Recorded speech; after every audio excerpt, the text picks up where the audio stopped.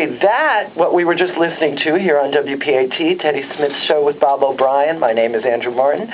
That was the 1978 classic rock song, I Want to Kiss You All Over. And I am happy to announce that here on the phone with us, we have got Mr. Steve Getzman, who was the percussionist for the group. Steve, are you with us? Yes, I am, Andrew. How are you? I'm good, sir. And how are you doing this evening? I'm doing very well, thanks. So tell us a little bit about your initial time with the group. I know the group was started by J.P. Pennington, and who you claim is one of your greatest influences as well. Yes, he is. And how did you come to join the group? Well, I was aware of the group. The group had started in this area of central Kentucky in 1963, and they were a regional hit band. They were called the Exiles in the beginning, and everybody knew who they were, and they'd actually had some hits on the radio across a tri-state area. So everybody was well aware of the Exiles. And then when I got into the music business and started playing drums professionally, I ended up as a session drummer, and I played a lot of sessions with many of the members of the band. And then J.P. Pennington and I just happened to be looking for a roommate at the same time, so we joined forces and we got an apartment. We lived together in that apartment for about a year and a half, and during the course of that year and a half, Exile, they were no longer the Exile, they had become Exile. Exile decided to make a drummer change, and I was asked to join, and that was in summer of 1977. Wow.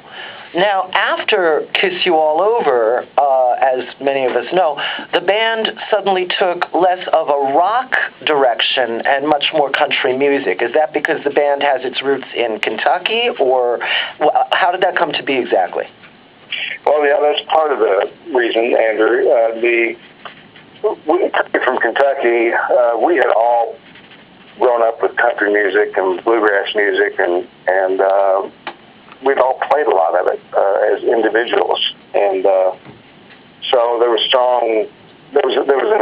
strong affinity for country music, even though it was a rock band that evolved towards pop,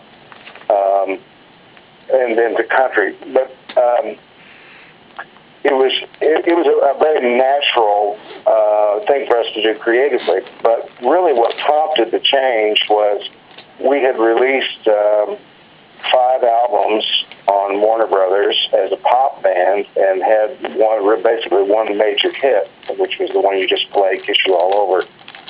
We had a lot of hits overseas, but here in this country, we had that one major hit, and that was it. Well, all of a sudden, country artists started picking up songs from our albums and releasing them as singles and having country hits. "Take Me Down" and "The Closer You Get" by Alabama are 2 examples of that. And so we just thought, well, maybe the music is better suited for country music, and we certainly love it, and we can certainly play it. So we went ahead and made the transition from pop band to country band. Mm-hmm. Well, you certainly had a big hit with "Woke Up in Love."